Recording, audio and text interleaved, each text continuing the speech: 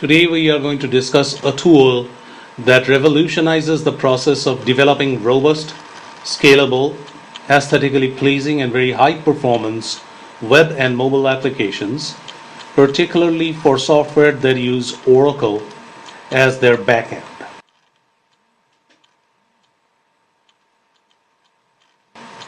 In order to demonstrate, we are going to use a very simple project.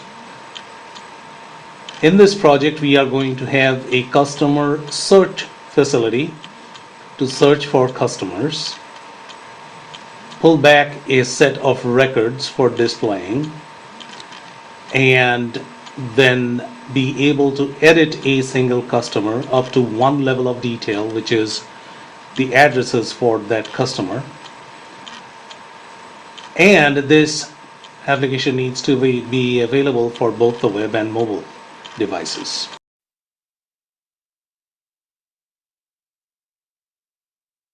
First, we are going to go ahead and make sure that we currently do not have any customer functionality in the base application. So we are going to go ahead and log in as a regular user.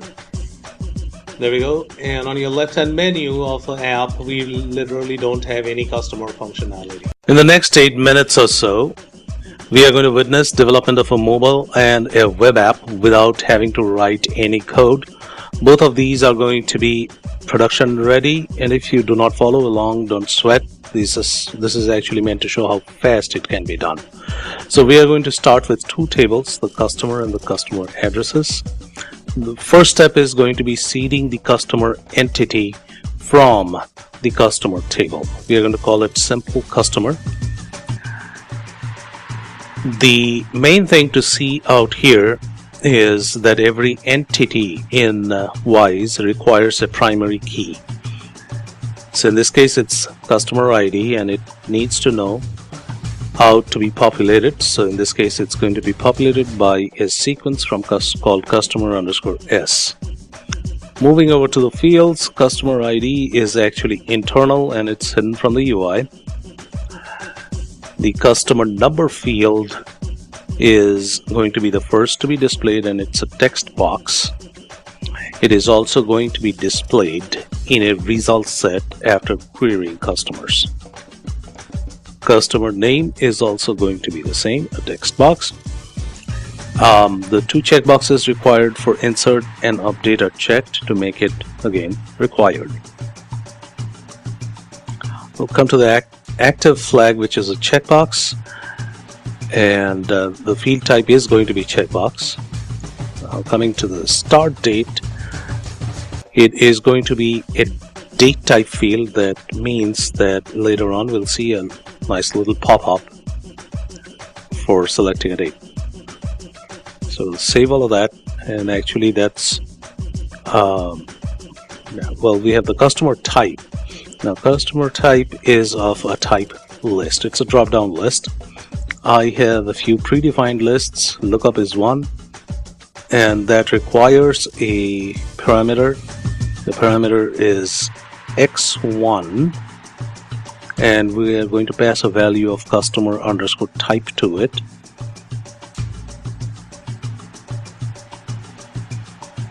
So that's it with the simple customer. We are going to go ahead and do the same thing with the addresses. So this time the table is going to be cust_address. So we will seed an entity using the cust_address table. We are going to call it simple cust address.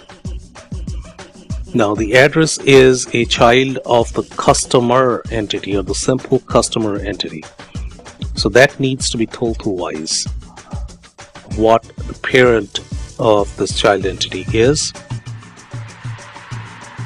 So in this case it is going to be simple customer. There we go. The ID is going to be address ID. The primary key is going to be address ID.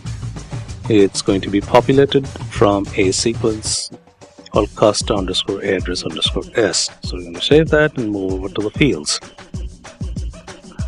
Customer ID and address ID, both of these fields are internal and hidden. They'll be pushed to the bottom of the pile with that sequence.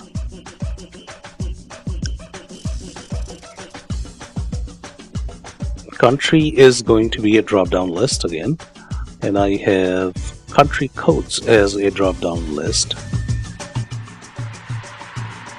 This is going to be required, and we'll save it.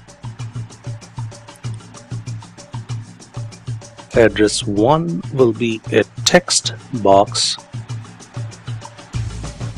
and required. Address 2 will leave it alone. It's going to be the second field anyways. City, once again, text and required. State, well, we're keeping this as a text box, but it actually can be converted into a list depending on the country code without again writing any code, and that's kind of a little more complicated way of doing it.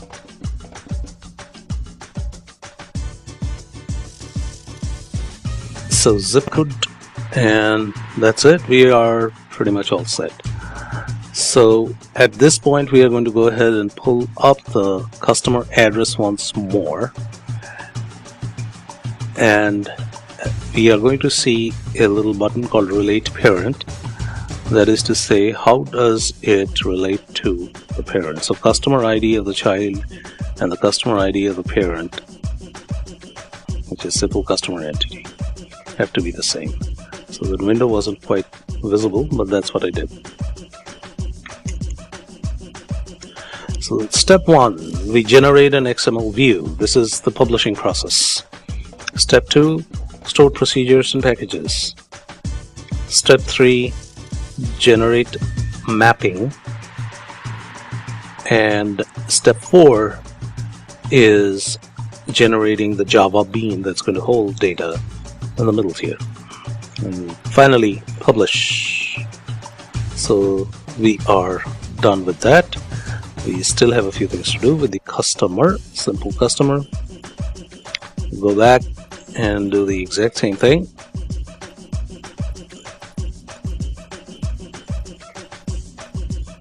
XML view, Sprock, mapping, and then finally generate bin. So we are all set with that. Let's publish.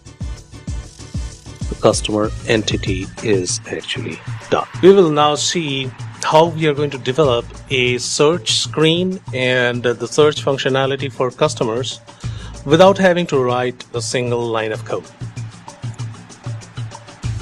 So first we are going to go ahead and create a new entity, and we are going to call it Find Simple Customer. The parent entity for the Find Simple Customer is going to be Simple Customer again. That tells WISE which entity to search on. So we'll click the search entity box, and the two tags, inner XML tag and outer XML tag, these are required. These are technical pieces and I can discuss them at length later on. Nothing else needs to be filled out. So now we have a Find Simple Customer entity. So we'll go back in, and now we are going to go ahead and add columns that need to be searched on. So the first one is going to be customer number. It is going to be of type text.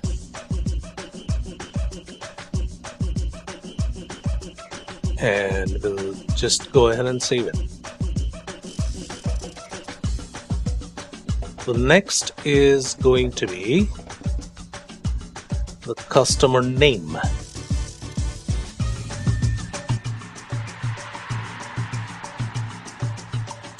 We'll save that. And the third thing is going to be the customer type. It's again going to be a list, and the list is going to be the same as before, lookup, with the same x1 parameter. So let's save that, go back and add the parameter.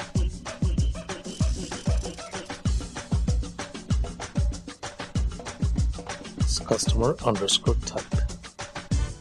So we have defined a screen along with the search criteria. For the search criteria, that's going to have 3 fields that are going to be searched on.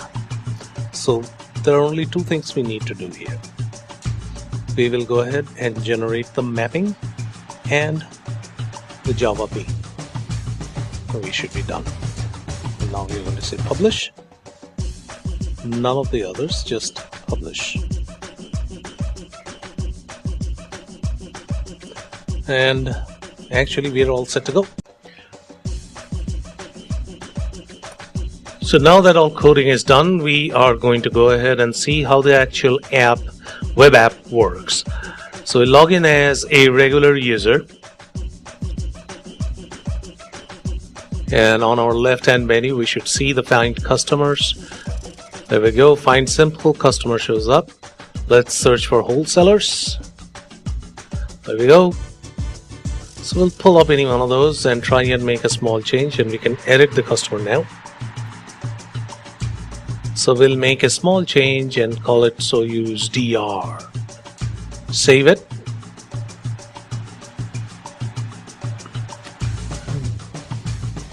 Let's make a small change to one of the addresses it has and make sure that that stays.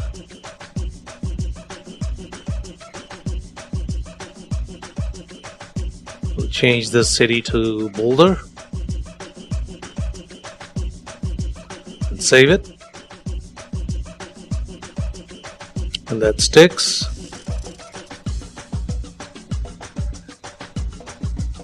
So we'll add a new address now and see how that works. Click on the new address button and keep entering address 1, address 2. State will be Colorado.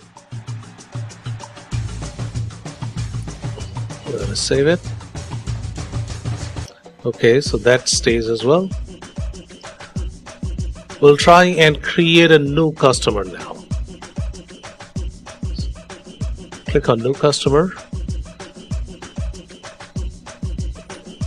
Customer name, we are going to say, well, let's name it Initech.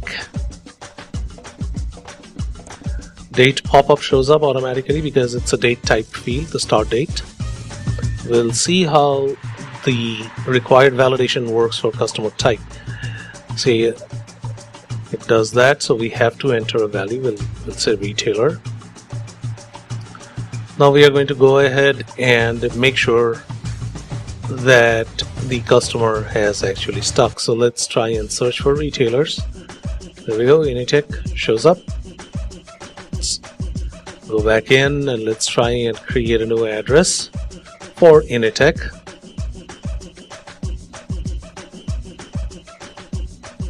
$777 Bellevue.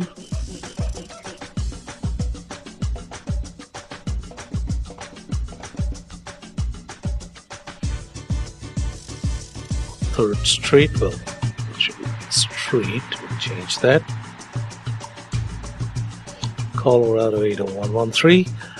Let's go ahead and save. Make sure that sticks. And everything works exactly as we had expected, including creating a new customer, updating one, addresses. Now that the web app has been done, we'll see how to deploy the same application on a mobile device. So we'll log in as the administrator and go into entity management. And let's pull up the simple customer entity first. So if you see that checkbox, the for mobile, that is all that needs to be done here. You need to make sure that checkbox is checked.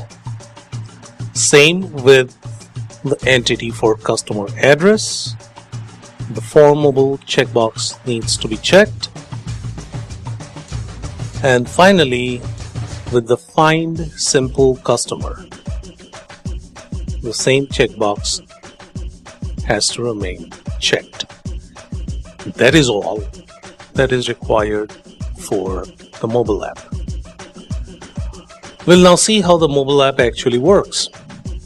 So I've deployed this on a Windows phone. Wise is the name of the app. So we open it up and there we go, Find Simple Customer shows up with the search screen. So we are going to choose wholesalers and do a search. Down below you can see the list of records.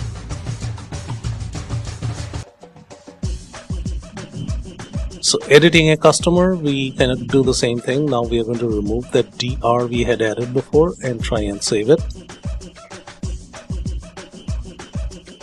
That stays.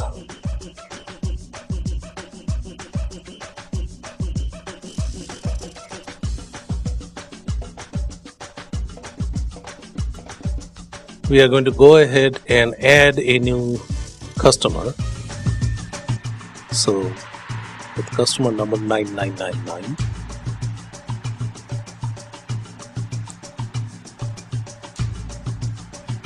Now watch the start date drop down. There we go, that shows up.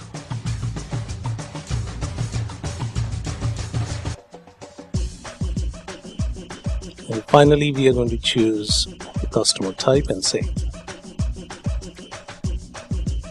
So there we go, create from mobile. It shows up right there.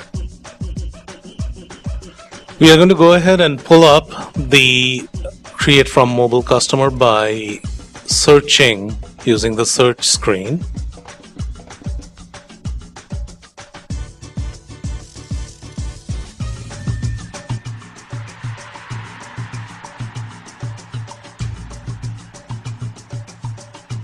So let's edit and add a new address to the record, to the customer record, United States. The drop down.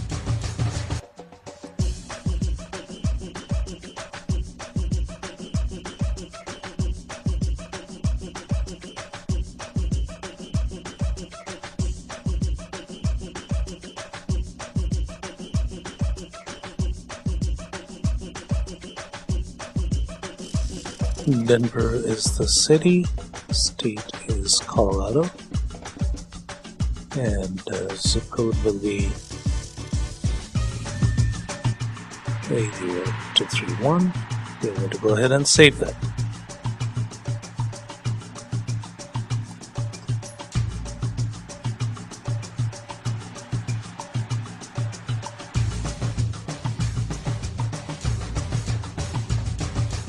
So search it, and there we go. We have a create from mobile customer. Try and edit. Let's see the address. The address is still there.